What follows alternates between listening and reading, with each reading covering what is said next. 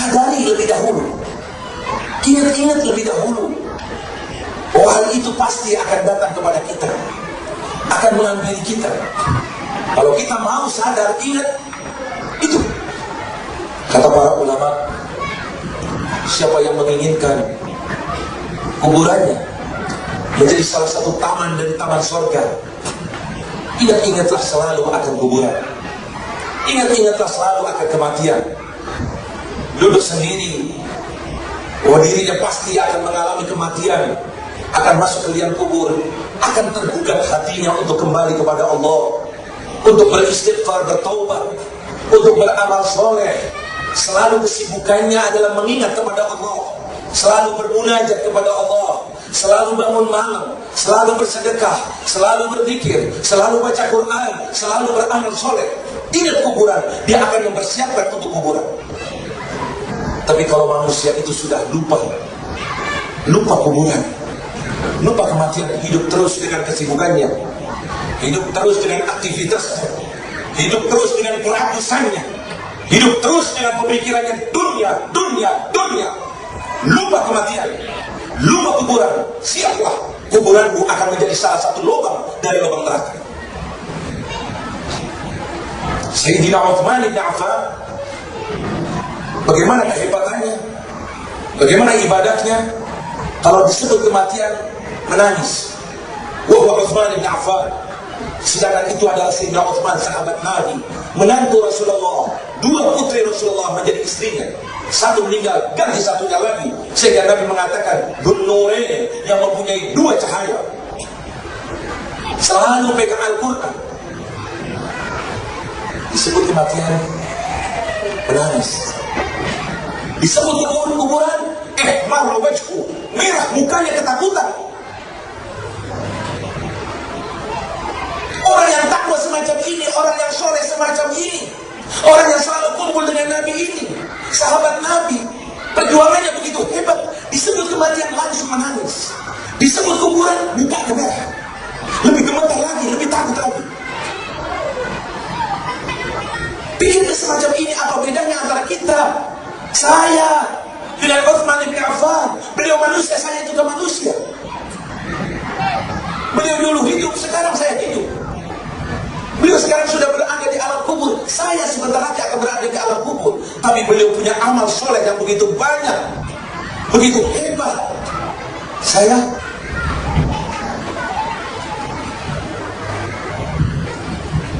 pikirkan, sayangi diri kita, sayangi diri kita.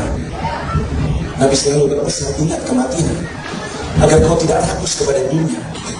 Sampai-sampai kau naik satu kereta, mobil kata orang Indonesia, indah, bagus. Tentu saja sebagai sifat manusia ingin memiliki yang indah, yang baik. Masuk rumah yang begitu indah, melihat perhiasan yang begitu, melihat apa saja. Diperintahkan kita, katakanlah Allahumma la aisha illa aishul akhirah, Allahumma la aisha illa aishul akhirah. Tidak ada kehidupan yang hakiki, yang sebenarnya, yang betul-betul nikmat, kecuali kehidupan besok di akhirat. Bukan dunia. Kereta itu sebentar akan rusak, rumah itu akan hancur, semuanya kenikmatan dunia akan musnah. Mata'ul ghurur, tipuan belaka. Ingin kenikmatan besok. Ingatkan semacam itu dalam lubuk hati kita. Waktu kita sangat singkat. Berapa tahun kita akan hidup di dunia? Berapa tahun? Silakan setiap malam minta kepada Allah, ya Allah panjangkan umurku, ya Allah. Mau berapa tahun? 80, 100, 150, katakan 300 tahun. Kalau sampai 300 tahun pun toh akan kita tinggalkan. Apa arti 300 tahun dibanding awal manzil min manazil al-akhirah? Pertama kali tempat yang akan kita tempati dari perjalanan akhirat, kuburan kita. Berapa lama kita nanti akan di kuburan? Berapa lama akan di tempat itu? Ini tanamkan semacam ini. Sewaktu mendengar berita saudara kita meninggal, sewaktu kita mengantarkan, sewaktu kita berada di kuburan, Jadikan kematian itu satu nasihat yang besar. Bayangkan Rasulullah mengatakan kepada kita, taraktu fikum wa'idin, aku tinggalkan kepada kalian wahai umatku dua nasihat. Al-natiq was-shamit. Yang satu bisa dibahas, diungkap, dipelajari, dikaji, dan yang satu bisu, bungkam. Dua-duanya nasihat. Apa yang dua itu? Yang satu adalah Al-Quranul Karim, firman Allah. Pegang Al-Quran, di situ penuh dengan nasihat, penuh dengan peringatan kepada kita. Bisa dibahas, bisa dikaji, bisa dipelajari. Dan yang kedua, bungkam, bisu, tapi nasihat yang luar biasa bagi kita. Apa itu? Al-maut, kematian, ajal. Jangan bilang orang lain saja, aku. Sedang menunggu giliran. Jangan bilang saya masih muda, masih sekian tahun, tidak ada alasan buat mati. Aku masih kuat, aku masih sehat. Kematian tidak mengenal. Berapa orang yang sakit, masih panjang umurnya. Anaknya yang sedang menjaga orang tuanya, dia sehat, kuat. Justru anaknya yang meninggal dan ibunya yang berada di atas ranjang bertahun-tahun ini masih hidup. Bukankah kita sering mendengar semacam ini? Bukankah hal itu bisa terjadi pada diri kita? Berapa anak muda yang lebih muda dari saya dipanggil oleh Allah, yang lebih sehat, lebih kuat. Ya Allah, tidak ada tanda-tanda kadang-kadang. Bertahun-tahun pergi jauh, datang lebaran baru bertemu dengan penuh kangen, berpelukan, tahu tidak kembali lagi, peluk jatuh. Ya Allah, al-maut kalau sudah datang saatnya, tidak mengenal sehat atau sakit, tidak mengenal kaya atau miskin, tidak mengenal tua atau muda. Jangan bilang ini, jangan bilang itu, siapkan selalu, ingati selalu. Mungkin saya tidak lagi bertemu dengan keluarga aku, mungkin belum sampai melihat rumah, mungkin belum sampai, mungkin terus tanamkan, lihat Nabi Muhammad tidak melangkah kaki kanannya, kecuali tidak yakin kaki kirinya dapat melangkah. Ini penyakit yang sedang kita alami. Ingin tahu kenapa kita malas beribadah? Kenapa kita tidak peduli dengan hukum-hukum Allah?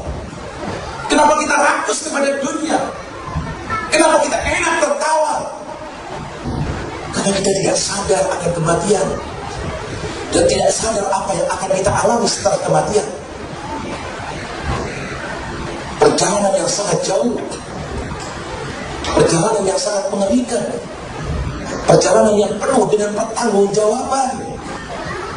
Bayangkan, betul apa yang dikatakan oleh Imam Ali bin Abi Thalib, an-nasu niyam wa idza matu ittabahu. Hakikatnya manusia itu sedang tidur nyenyak, tidak sadar. Nanti kalau sudah meninggal baru dia akan sadar, baru akan tahu, baru akan menjerit. Coba saja waktu di dunia hanya untuk ibadah. Coba saja aku tidak memikirkan ini dan itu. Coba saja aku terus mempersiapkan diri untuk akhirat. Apa dunia?